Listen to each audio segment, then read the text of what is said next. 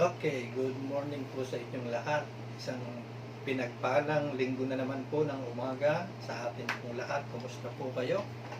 Tayo po'y naniniwala na ito pa rin ang araw na ginawa ng Panginoon.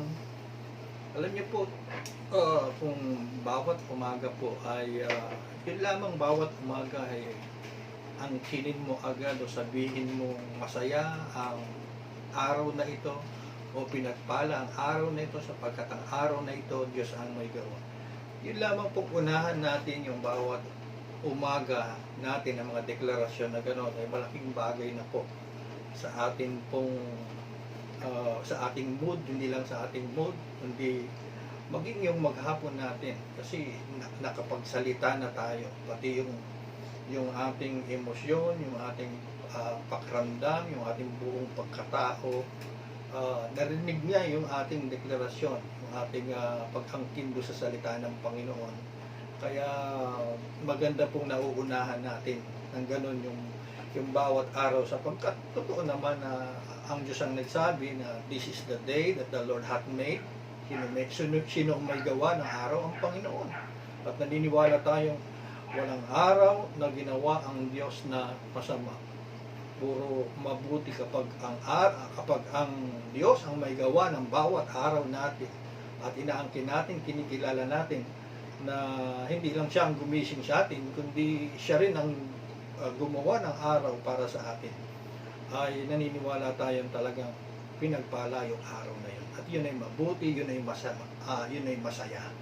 Okay, kumusta po kayong lahat mga kapatid at tuloy po tayo sa ating online service muna samantalang tayo po ay naghihintay kung ano po ang kasasapitan natin. Hindi, sabi nga, hindi piho yung mga nangyayari ngayon, pabago-bago kahit sa education nga sa DepEd nakikita natin na kasi teacher si Ate Maylin nyo, kaya alam ko po na hindi po sila man, hindi nila malaman kung ano yung kanilang gagawin, pabago-bago ang deklarasyon, ano po. At maraming pabago-bago talaga, katunayan, pati itong panahon, nakapagtataka, July, August na po ngayon. At alam niyo po bang mula January, 11, apat na bagyo pa lang yung dumarating po sa atin. Hindi daw po yan normal, mga kapatid, na apat pa lang. So kung ginagamit natin yung ating abakada ay ang susunod na bagyo nasa ipa lang tayo, samantalang August na po. Pag August, September na, alam naman natin patapos na yung habagat pagkaganon. So, purihin pa rin ang Panginoon. May pagkakataon po tayong pagsaluhan ng salita ng Panginoon ngayong umaga. At napakaganda ng ating pagsasaluhan ngayong pong umaga na ito. Ang title po, nakikita na po ninyo sa ating screen, My Soul, Relax. O kaya, pwede nating baligtarin Relax, My Soul. Alam niyo po, nagiging bukang bibig natin ito kapag merong taong mainit ang ulo o nangihina, para kapag gusto mong palakasin yung kanyang loob, ay sinasabi mong relax, no? O kapag siya ay nag-high blood, ay sinasabi mong relax, At alam niyo po ba, kahit pala sa Bible ay merong ganoong sinabi, Yan pong title na yan ay kinuha natin sa Awit 116 verse 7. Psalms 116 verse 7. At yun po talaga yung sinabi. Pero bago po yun, tayo pong lahat ay naaralan. Aware tayong lahat doon sa biblical concept ng pagdideklara. Gaya na sinabi ko kanina, bawat umaga, unahan na po ninyo. Tayo naturuan po dyan yung power of words. Power of words. Tayo po yung nag-i-speak, nagdi-declare, nagpo-pronounce ng mabuti, hindi lang sa mga okasyon. Tingnan nyo, kapag birthday, sinasabi natin, Happy Birthday. Kapag Christmas, sinasabi natin, Merry Christmas. Pag New Year, sinasabi natin? Happy New Year. Bakit yung naniniwala tayo sa bating iyon, mga kapatid, yung mga greetings na gano'n? Kasi totoo po ang power of words. No? Hindi lang yun wish. Ano ho? Hindi lang yun wish. Ano ho? At yun po ay totoo kahit po yun po ang titingnan natin ngayong umaga na ito. Kahit po ang mga doktor sa siyensya, ano ho, ay naniniwala din po sila. Ano ho? Kinuha natin yung ating pong paniniwalang iyan doon sa 2 Corinthians, ano ho, na faith is believing and speaking. Tawag sa atin, mananampalataya. Ano ho, yan po ang tawag sa atin, mananampalataya. Para tayong hindi tumitigil manampalataya. Ano ho, mananampalataya. Ano ho. At ang faith, sabi natin believing and speaking. Ang faith po hindi nananahimik. Ang nagsasabing merong pananampalataya ay hindi nakamukmuk sa isang tabi. Ano ho, hindi yung punong-puno ng pagkabalisa. No, baligtad po 'yan, mga kapatid. Faith is believing and speaking. Ano ho, nakuha natin 'yan. Saan natin nakuha 'yan? Sa 2 Corinthians 4:13. Na ang sabi doon, since we have, ano sabi diyan? The same spirit of faith, the same spirit of faith, according to what has been written, nasusulat po yan. Ano ho? I believe and so I spoke. Ang sabi doon, nananampalataya ako kaya ako nagsasalita. We also believe and so we also speak. Tingnan niyo po. Ang lundo po, no, yung diin nandoon sa and so. I believe and so ano? Ano ho? Wala ka nang gagawin. Hindi po eh. Ang sabi doon, I believe and so I spoke. So yung mga nananampalataya talaga ay nagsasalita sila. Ano ho? Para yan, sabi ng Panginoong Hesus, ang nananampalataya sa Kanya sa Kanyang kalooban ay babalog ang tubig ng buhay. Ano ho? Talagang kapag napuno ka ng katotohanan ng Panginoon, no, at napuno ka ng Kaniyang pagmamahal, ng knowledge sa Kanya, hindi ka pwedeng hindi magsalita. Lalo na kapag meron ka mga bagay na natutuklasan sa Kanya at natuklasan mo na ikaw pala'y iniibig, sobrang iniibig, ano ho, yun ang lumalabas sa'yo.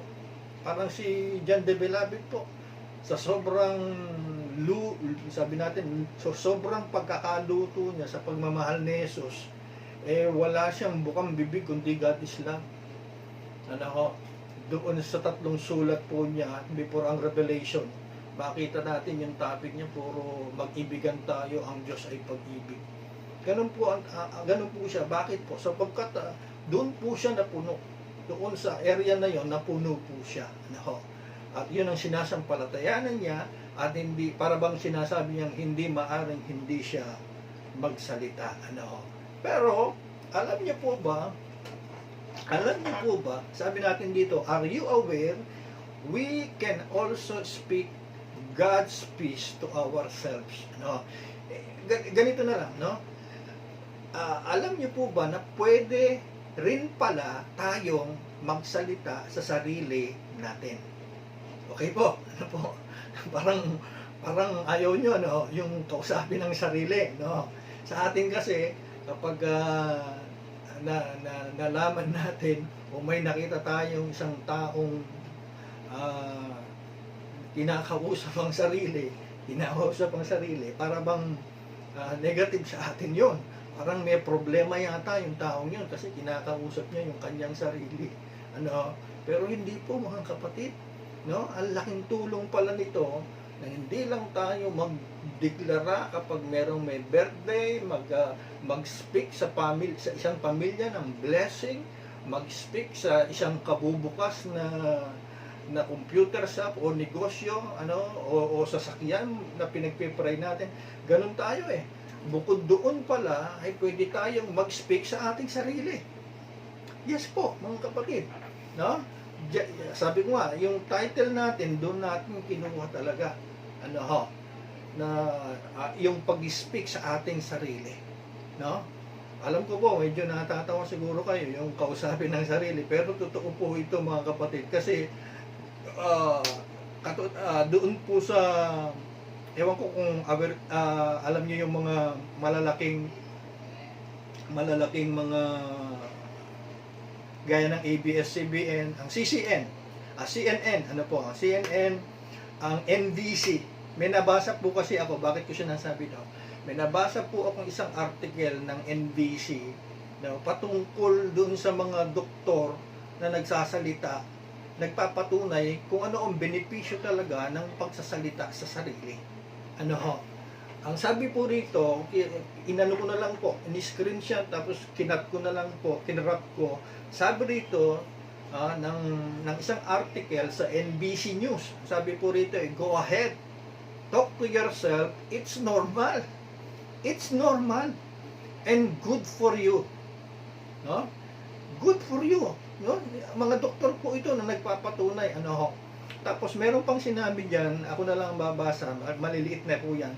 Talking to yourself isn't just normal, it's good for your mental health. No? If you have the right conversations, ano, kung ibig sabihin nito, maganda siya, malaki yung kanyang benepisyo, no? Kung meron kang tamang conversation o pagsasalita, ano. Sabi pa po diyan, is if we speak out loud, no? Kung nagsasalita daw tayo ng malakas, ano po ang nangyayari? Ano po ang nangyayari? It forces us to slow down. So napipilitan kang mag-slow down sa iyong pag-iisip on our thoughts and process them differently because we engage, sabi diyan, we engage the language centers of our brain. Pero palang para bang sentro ng mga language sa ating brain, sa center of our language sa brain. I believe ito po yung pinapaniwalaan kong sitwasyon na nagsasalita. Diba, lagi nating pinapangaral yun. Pag di ka nagsalita, magsasalita ang sitwasyon mo sa iyo. No? Magsasalita ang rep mong walang laman sa iyo, magsasalita ang wallet mong walang laman sa iyo, ay walang laman, magsasalita ang yung mga nangyayari sa paligid mo, magsasalita sa iyo kung hindi ka magsasalita. No? Ang sabi po rito, kapag nagsalita ka daw ng malakas, kahit na hindi siguro malakas, ang tinutukoy po dito marahil yung panahon na ikaw nagwo-worry, o natatakot. Ang sabi dito, it forces us to slow down. No? Binapabagal nito yung ating pag-iisip, tapos pinoproseso nito at iniiba, no? Yung ating pag-iisip sapagkat ang sabi diyan, no, ay nagsalita ka at nag-engage ka doon sa language centers of our brain. Kumbaga yung brain mo bigla na lang nababago, naiiba kasi nagsalita ang bibig mo. So, ganun po yun. Ano pa ang sabi po nila? Napakaganda po nito. What we say to ourselves, sabi. What we say to ourselves when we say it. Kung ano sinabi natin sa sarili natin, kailan natin ito sinabi, and how, paano mo ito sinabi? Ang sabi rito, has a tremendous impact on our self-esteem. No? Meron itong malaking impact sa ating pagpapahalaga, sa ating mga sarili, sa ating paniniwala, at sa ating sense of worth. Minsan kasi yung alam mo, may mga taong walang nararamdaman kundi maawa sa sarili. Para bang kinakawawa palagi ang sarili. No? At ang sabi po rito, kapag nagsalita ka, ng mabuti patungkol sa iyong sarili, nababago talaga yung ating pong pag-iisip. Ano pa po ang sabi nila? If we are talking to ourselves negatively, pakinggan niyo po ito, mga doktor po ito. Nagsalita po nito si Dr. Harper. If we are talking to ourselves negatively, yung mga dyan, yung mga pagod na pagod magluto, tapos ngayon sasabihin, pangit ang luto nila o hindi masarap ang luto nila, no? Pag nagsukat naman ng damit, iisipin hindi bagay yung damit. Ganun eh. May mga taong puro negative ang sinasabi, lumalabas sa bibig. So, sabi rito, if we are talking to ourselves negatively, research suggests that will more likely guide ourselves to a negative outcome. No? Sabi po ni Doktor. Asahan mo na negative po yung kalalabasan niyan. Kasi negative yung lumalabas sa bibig mo. Yung mga taong sasabing, nahiya ako, wala akong pag-asa, wala akong natapos, no? Wala nang solusyon to, no? Maghihirap na tayo, yung mga salitang ganon, no? Ay asahan mo na daw, negative po yung magiging outcome noon. Kasi ikaw na mismo ang nagsabi noon. However, sabi rito, may mga nakakatulong naman pala, lalo na kung neutral yung sinabi mo. May mga salita po kasing, neutral. Gaya po nito, sabi niya, ay, sabi rito, ay, what do I need to do? Halimbawa, nasa isang sitwasyon ka, na hindi mo alam ang gagawin mo at hirap ka na, yung salita pa lang, paano kaya ito, o ano kaya ang aking gagawin, ay mga salita pala iyon ng neutral. Hindi katulad ng mga salitang yari na, no? O patay na tayo. May mga ganun lumalabas sa bibig natin. Kung isa di natin napapansin, patay na tayo dito. Ganun po. Hindi po maganda. May mga neutral po na nakatutulong din po. At pwede rin daw pong positibo ang maging outcome nito kasi na neutralize mo yung pag-iisip mong negative. No? Kumbaga nagiging neutral lang siya. Sabi natin kanina, kinuha natin yung ating pong title, yung ating pagsasaluhan sa awit 116 verse 7. Meron palang Bible na ERB, wala po tayo nito sa bookstore. Ano po ang ERB? Easy to read version. Easy to read version. Sabi diyan, my soul, relax. My soul, relax. Bakit daw? The Lord is caring for you. Ang ganda nito, Ang gandang, mukhang magandang i-display na naman ito sa dingding, sa likod ng sasakyan. Kasi ang dami ngayong natataranta. Ang dami ngayong natatakot. Siguro papaprint ako ng malaki, lalagay ko ito sa likod ng sasakyan ko. My soul, relax. The Lord is caring for you. Meron pang isang version. Ito naman po ay ICB. Meron din palang Bible niya ganito. Wala rin po tayo nito sa bookstore. International Children Bible. Pangbata. Pangbata. Pero alam nyo, kung minsan dapat tayo, di ba, maging bata. Madaling kausapin. Ano po ang sabi diyan? Ganun din po. I said to myself, relax. Bakit daw ulit? Because the Lord takes care of you. Wow, mga kapatid, I said to myself, relax. Relax, pwede pala yun, relax myself. Pumahinga ka, sarili ko. Pwede po pala yun. Pumayapa ka, sarili ko. Pumayapa ka, kaluluwa ko. Now, bakit po soul? Di ba sa ating mga aralin, natuklasan natin na yung ating spirit ay perfect, yun ang righteous, yan ang holy, mga kapatid. At yung soul dapat ay masakop siya ng ating spirit, pati yung ating katawan. Kasi yung soul natin, ulit yan, sakop yan yung ating buong pag-iisip, yung ating puso, yung ating mga nararamdaman, mga kapatid. Lahat yan, nasa soul yan, nasa kaluluwa po yan. Kaya yan po yung madaling mataranta. Yan po yung madaling mabahala o mag-alala yung ating kaluluwa. Kaya kanina sinabi ay ano sinabi? Yung kanina sabi doon my soul, ang kinakausap niya yung kanyang kaluluwa. Relax, sabi. Dito naman, I said to myself, relax. Meron pa yung pong tinatawag na expanded Bible. Meron po tayo nito, nakakita na ako nito. ganito sa bookstore natin. No? Ano ulit, ganun din. I said to myself. So, mga kapatid, tingnan nyo po ito. Oh. Minsan pinagtatawanan natin yung mga taong napapano yata ito, kinakausap yung sarili. May mga ganun eh. Ano ho? Eh, I said to myself, relax. No? Dahil ito expanded. No? So, meron siyang naka-close parenthesis ang sabi, return my soul to your rest. Life to your rest. Kasi, pakinggan niyo po ako. Ang totoong disenyo talaga ng Diyos sa tao ay mag-rest. Mag-rest talaga. At i-enjoy lahat ng ginawa niyang mabuti para sa atin. Sa creation pa lang, huwag niyo pong kakalimutan. Sa creation pa lang, nilikha ang tao sa ika-6 na araw. Pansinin niyo po ito. Sa ika-6 na araw, tinapos ng Diyos ang paglikha sa tao. No? Pero, no?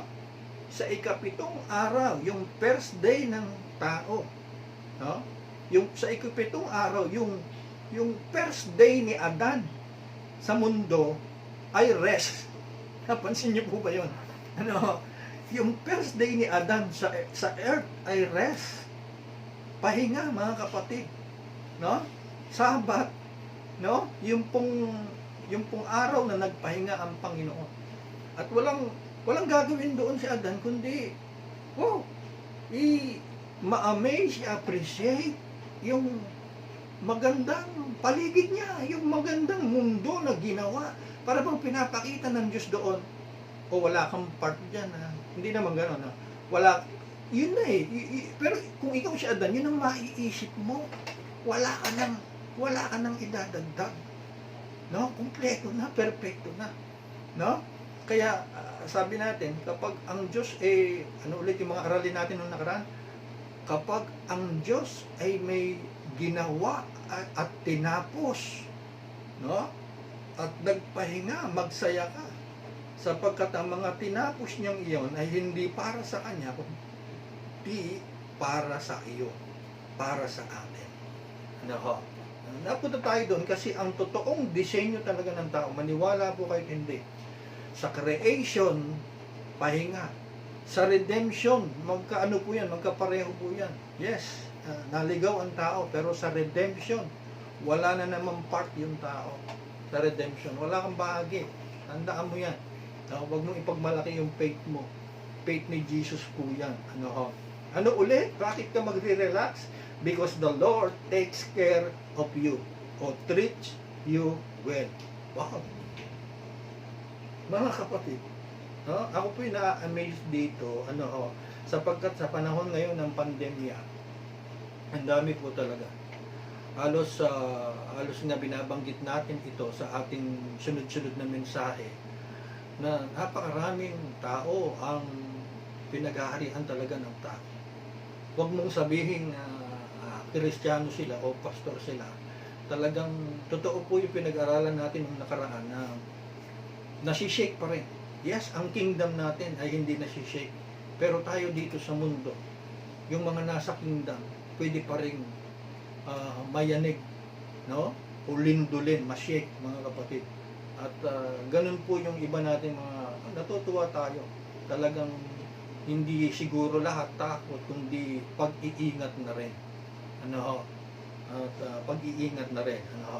So, mga kapatid, ganito lang po yan, no? Ang sabi diyan, sinabi ko sa sarili ko, relax. No? Ang dali pong i-apply nito. Kahit kailan kayo sumpungin ng pag-alala, kahit kailan kayo sumpungin ng pagkalungkot, ng pagkatakot, sabihin nyo, sarili nyo. No? Ayaw nyo ng English, Tagalogin nyo. Mga kapatid? No? Pero yan, halos sa Tagalog na rin ang tingin natin yan, relax. No? Relax sarili ko. Because the Lord take care of you. Grabe to, no, mga kapatid. Because the Lord takes care of you. No? May mga taong kapag kinausap ka sasabihin sa iyo relax. Pero may dahilan. May kasunod yun. Kaya mo yan. Di ba? Relax. Bakit daw? Ako bahala sa iyo. Di ba? Ganun yung mga narinig natin. Relax. May kilala ako, lalapitan natin. Ano? Di ba? Meron tayo kung minsan kung bakit mo sasabihin relax ang isang tao. Kasi meron kang alas eh. No? Meron kang sariling dahilan. Pero ito mga kapatid, ang sinasabi, bakit ka magre-relax? No? Because the Lord takes care of you. Ano pa gusto mo? May Diyos. Ha? Na nagmamahal, kumakalinga sa iyo. Salita po ito ng Diyos. At hindi po siya magsisinungaling. May Diyos po talaga na nagmamalasakit sa atin sa panahong ito ng pandemya. Amin po ba? Ano? So, naipost ko sa Facebook kasi ako mismo talaga ay na-bless po dito. Actually, sa Matthew 6 po ito eh. No? Parang pinara-praise po yung Matthew 6. Yung huwag kayong mabalisa, do not worry. Sabi rito, instead of cluttering your minds with budgets and bills, ano sabi? Punuin mo daw. No? Minsan napupuno kasi tayo ng mga numero eh. Ha? Tayo ay kapag hapon at paggabi na, numero na nga, datos yung mga nakikita natin, kung ilan yung namatay, ilan yung nagpositibo, ilan yung gumaling, araw-araw po, paikot-ikot lang. No? Puro numero yung nakikita natin na nagbibigay naman ng takot para sa iba, mga kapatid. Tapos, bukod pa sa numerong iyan, yung numero pa ng mga budget, tsaka ng bills. Kaya yung isip natin, puro numbers na lang, puro numero na lang. Pero ang sabi rito, why not punuin mo na lang yung pag-iisip mo ng mga magagandang bulaklak, no? At mga ibon, at isipin mo kung paano sila nabubuhay. Amen? Nabanggit po kasi yung bulaklak eh. Kasi nauso ngayon yung tawag nila, plantitos ba yun? O alam ko kasi, ano ba yun? Yung pag-cactus na maliliit, yung mga paghahalaman na nauso po ngayon. No? Yung mga nanay, yun ang pinakalibangan po nila ngayon. No? Maghalaman sa kanilang bahay. Pagkaabalahan dahil sa home quarantine. Siguro isang message na rin yun, no? Isang message na rin yan sa atin kasi binanggit mismo ng Panginoong Hesus yan eh. Masdan nyo ang bulaklak. No? Gumagamit ang Panginoon ng ilustrasyon, maniwala lang tayo. Tinuro niya ibon, tinuro niya bulaklak. Huwag lang tayong mag-alala.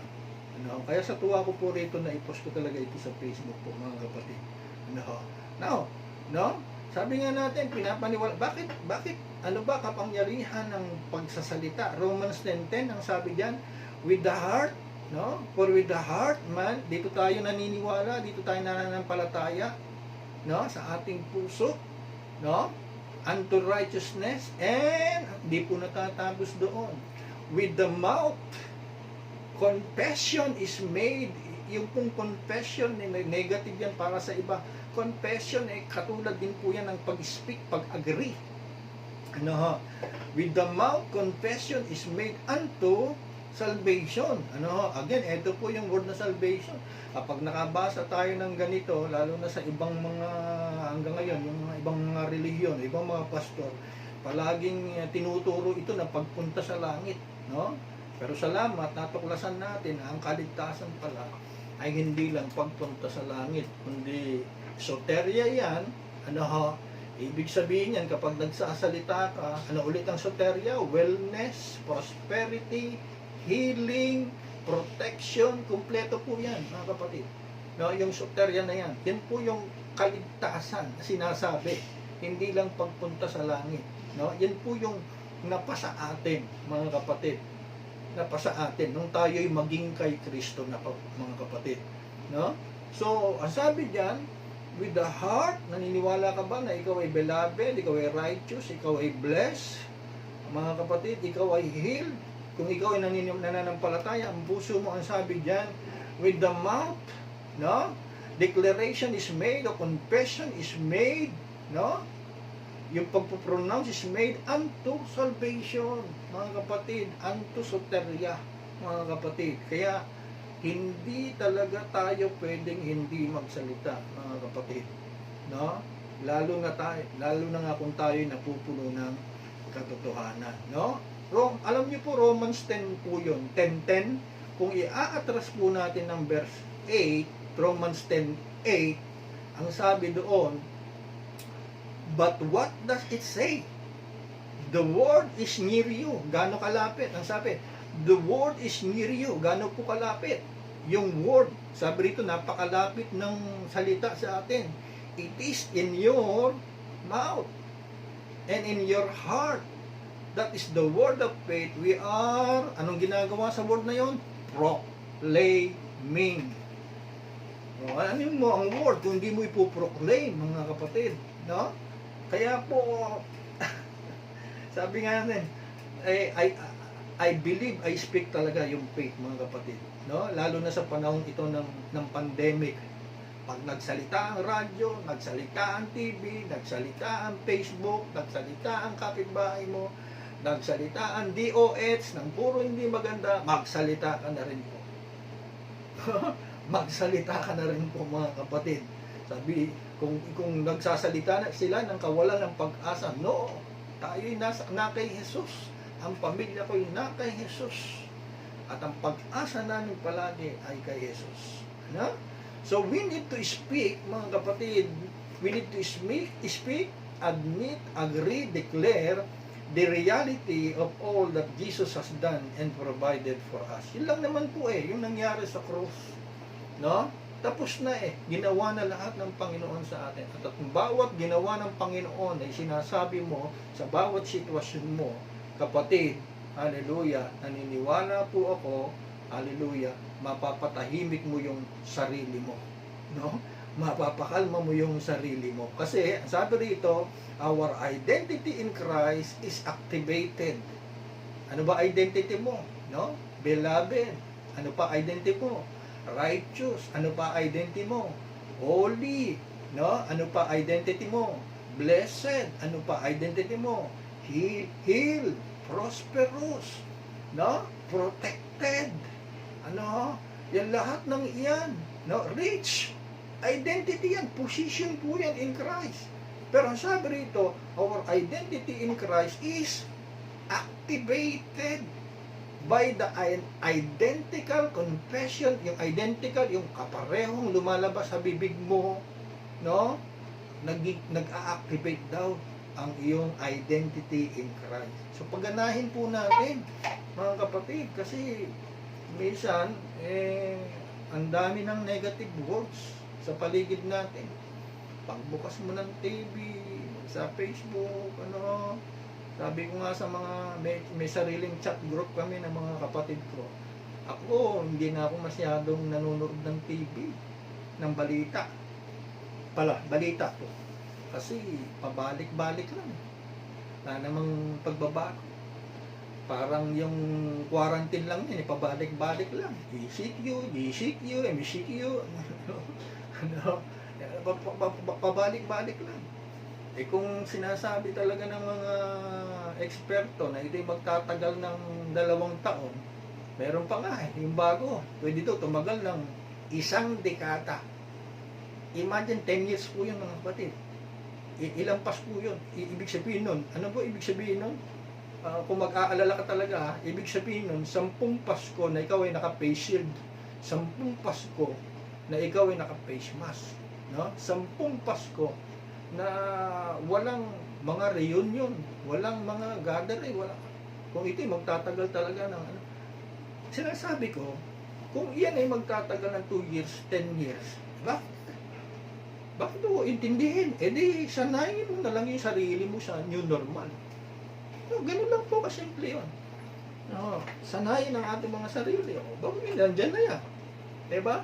Total, nakakatiyak naman tayo na sasamahan tayo ng Panginoon. Sasamahan tayo ng Panginoon. Kasi, mga kapatid, hindi sinasabi natin, mga kapatid, kasi may mga nagtatanong, bakit daw yung church nga na yon sa hotel, ang dami nag-positive. Pasimuno pa yung pastor nila. Ano, hindi ba sila protected? Hindi ba sila nag-pray? Ganun yung mga tanong. Di ba mga kapatid natin yun? Di ba mga born again yun? Di ba mga Kristiyano yun? Mga kapatid, sabi nga po sa inyo, minsan, mas matalino ang Panginoon kaysa sa atin eh. At ang Panginoon hindi siya nangako ng buhay na hindi ka magkakasakit. No? Ang pinapangako ng Panginoon ay kagalingan. Nakuha niyo po 'yon. Ano? Nakuha niyo po ba 'yon? Ano?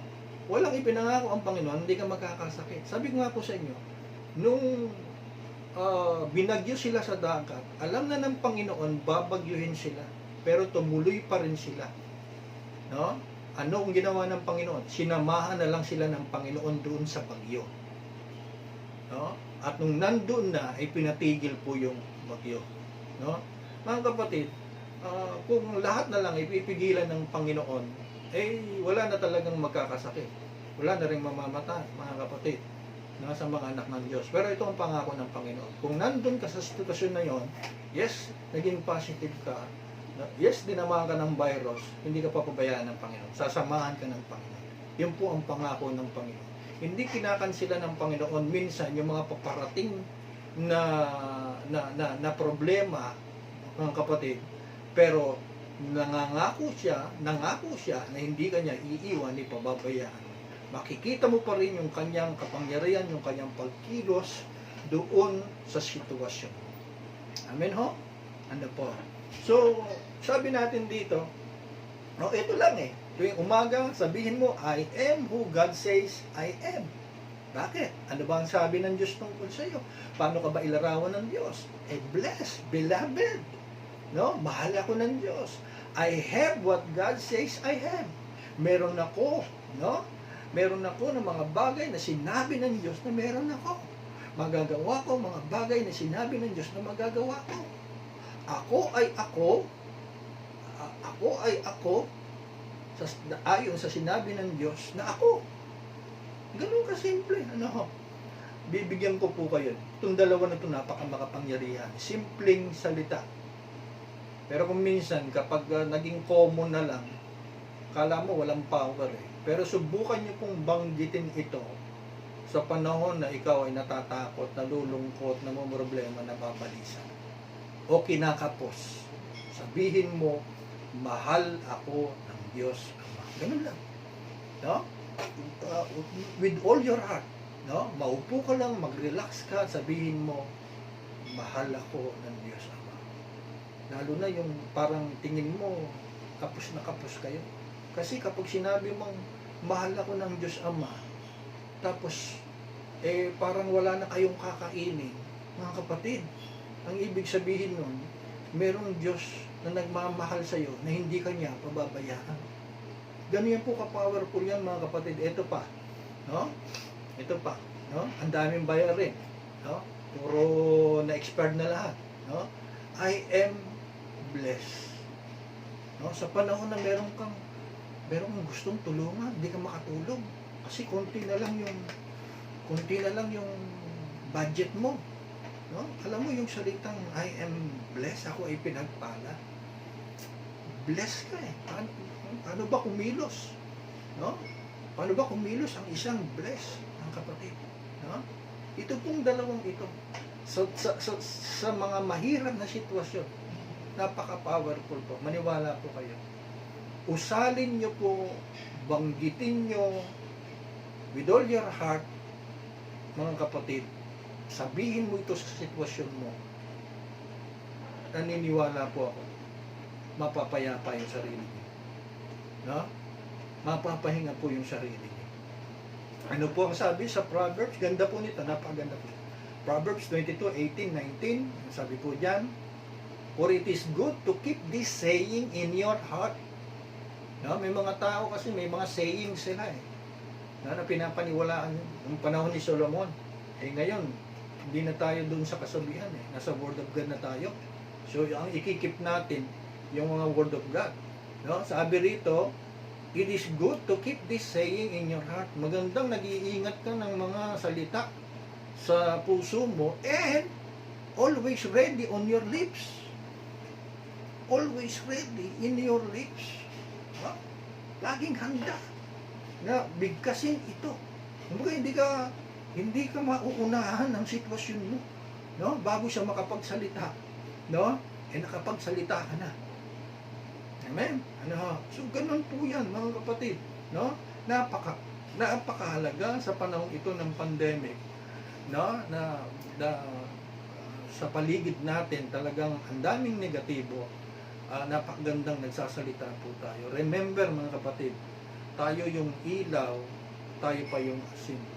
Ang unang ambag mo sa nangyayari sa mundong ito ay magbigay ng pag-asa sa mga taong nawawala na ng pag-asa sa magitan ng pag-usal ng mga salita ng Diyos na totoo. Ano pa sabi niyan? Every time you speak the word, you are agreeing with God. Sumasang-ayon ka sa Diyos. Say it quietly to yourself. When you can talk to yourself, pero kung gusto mo ng malakas, kailangan malakas para sa pakiramdam mo, para sa nararamdaman mo hindi maganda, makakatulong po yung malakas. Mga kapatid, no? Naalala niyo po yung babaeng inaagasan ng 12 taon. Alam niyo na po yan, mga kapatid, no? Ano po ang sabi niya, no? Mahawa. Ang ganda po ng pagkakasabi doon. Tingnan nga po natin Matthew 9:21. Ano po ang sabi? Sa Matthew 9:21, sinabi ng babae sa sarili, sinabi ng babae, kanino? Sa kanyang katabi. Sinabi ng babae sa mga apostol, sa mga alagad, hindi po eh. Sinabi ng babae sa sarili, mahawakan ko lamang ang kanyang damit, gagaling ako. Dalawang susi po dito, mga kapatid. Yung sinabi ng babae sa sarili at saka yung gagaling ako. Pag-isipan po ninyo, mga kapatid, no? Kinausap yung sarili at pagkatapos sinabi, gagaling daw siya. Nangyari? Nangyari po, mga kapatid, no? Matapos niya kausapin ang sarili, ginawa niya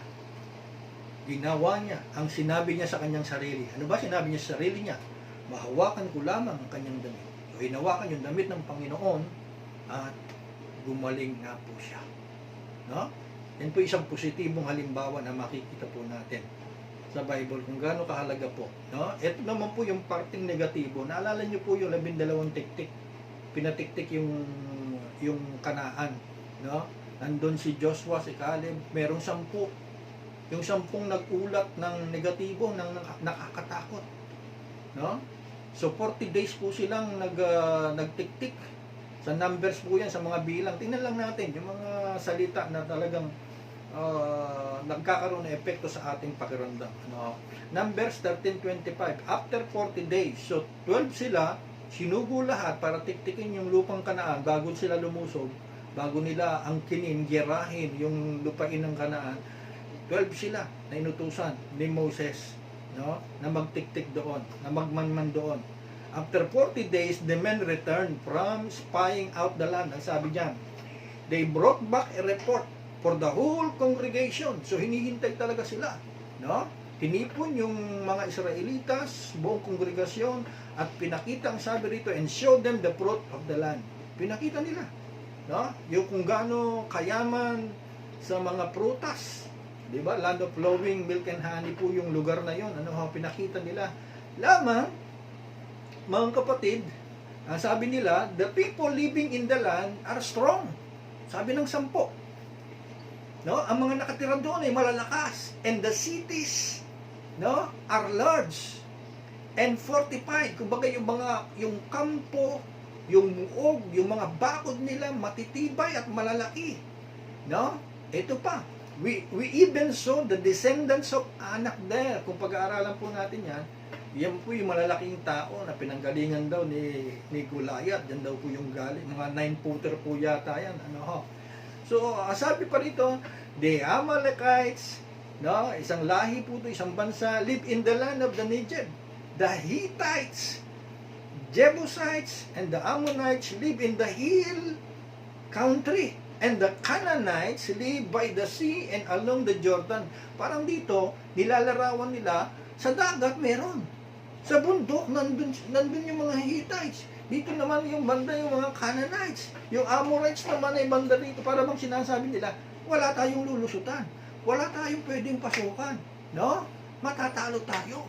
No? Plus matitibay pa nga, malalakas sila, yung kampo nila matitibay, tapos matataas, hindi lang sila malalakas, no? Hindi lang sila strong, no?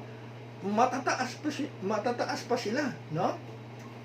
Pero alam niyo po maganda rito, sabi rito, then Caleb, ito na yung dalawang bayani. Then Caleb silenced the people before Moses. Pinatahimik yung mga tao kasi bigla natakot sila and said, ano sabi nila Caleb? No? We should go up and take possessions of the land, for we can certainly do it. Grabe. No? Ito po yung hindi papatalo sa karamihan. Hindi dahil nakararami lamang. Hindi dahil nakakarami, yun ang totoo. No? Hindi dahil nakakarami, magpapasakop ka na o maniniwala ka na doon sa marami. No? Kahit dalawa lang po sila, pinatahimik yung mga tao, no? At sinabing lumusob na tayo, kaya natin yan. Magagawa natin silang talunin. Mga kapatid, pero nagsalita ulit yung 10. Alam niyo po, sabi ng 10, we seem like grasshoppers in our own eyes. No? Kami parang mga tikpaklong lamang, no? Sa aming mga paningin, ganun din ang tingin nila sa amin, no? Ibig sabihin, grabe yun no? Parang insekto na lang tayo. Ganun nila sinasabi. Ganun nila i-describe yung sarili nila. Ganun nila i-degrade. No? Tingnan nyo, lumalabas sa bibig nila. Ganun nila i-degrade yung mga sarili nila. No? Ano aasahan mo dun, mga kapatid? Tapos ang dami nila. No? Ang dami nila. No? Alam nyo po, resulta. Ito, parang yung sinasabi natin, parang east and west yung salita. May marinig kang positibo, may marinig kang negatibo. Parang panahon din ng pandemic ngayon, minsan may good news, pero mas marami ang bad news, no? Ganun po ang nangyayari ngayon, no? Alam niyo po naging resulta sa chapter 14 verse 1 ng mga bilang. That night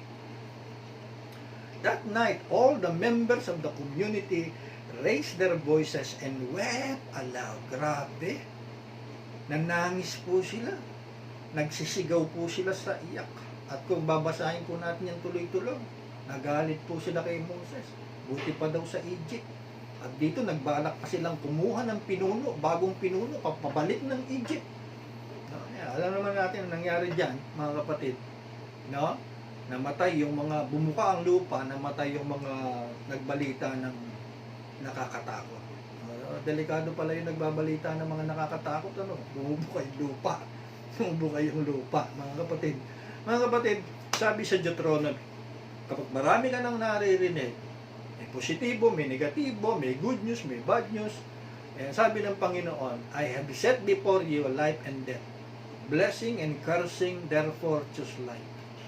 Kapag ang balita nakakalungkot, meron masaya, nakamamatay, nakakabuhay, nakapanghihina, nakapanglalakas, sabi dito, choose life. Piliin mo yung good news. Piliin mo damputin mo na lang yung good news. No? Halimbawa, ay dumadami yung mga infected. Grabe, ang pagtaas sa Metro Manila. Ganun din dito sa ating Bataan. No?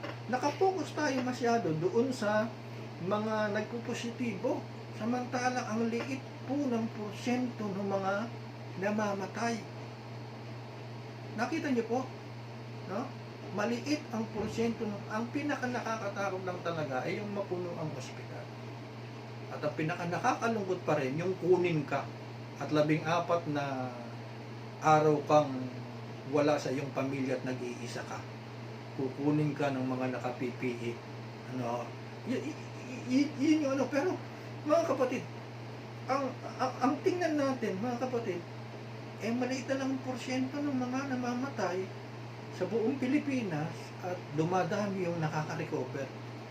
Kung ikaw ay manervyos o matatakutin, damputin mo na lang yung makapagpapayapa sa iyo. Just like, no? That both thou and thy seed may live, para mabuhay ka pati ang iyong pamilya, ang sabi rito, mga kapatid. So, bawat umaga, bawat oras, bawat sitwasyon, bawat pangyayari, meron tayong karayaang pumili. Napakahalaga po nun.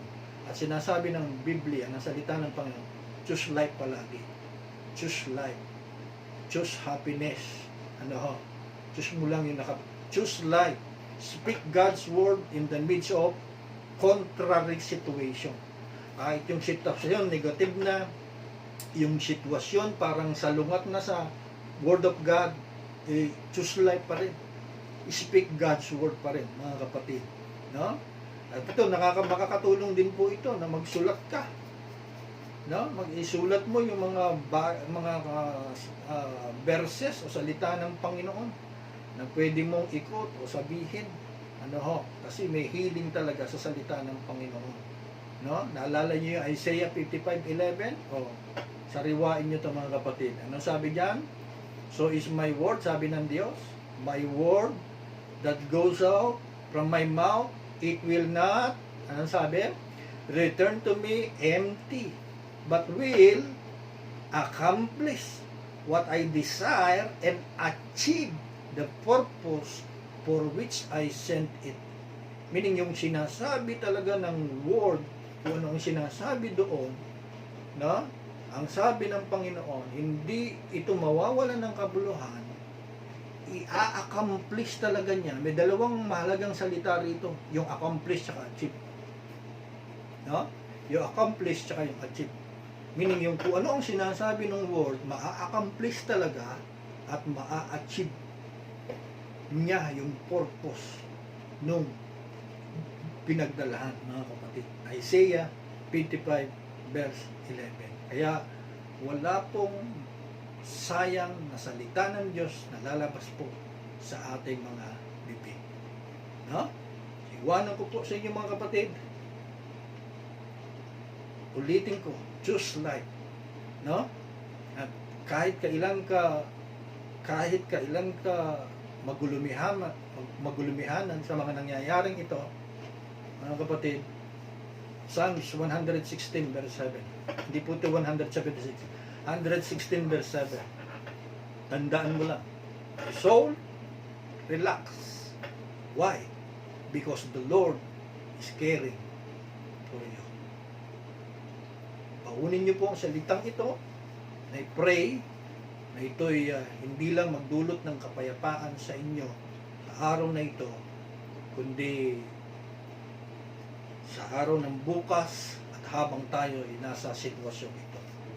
Hallelujah. Maraming salamat po. Pagpalain po kayo ng Panginoon sa kanyang salita.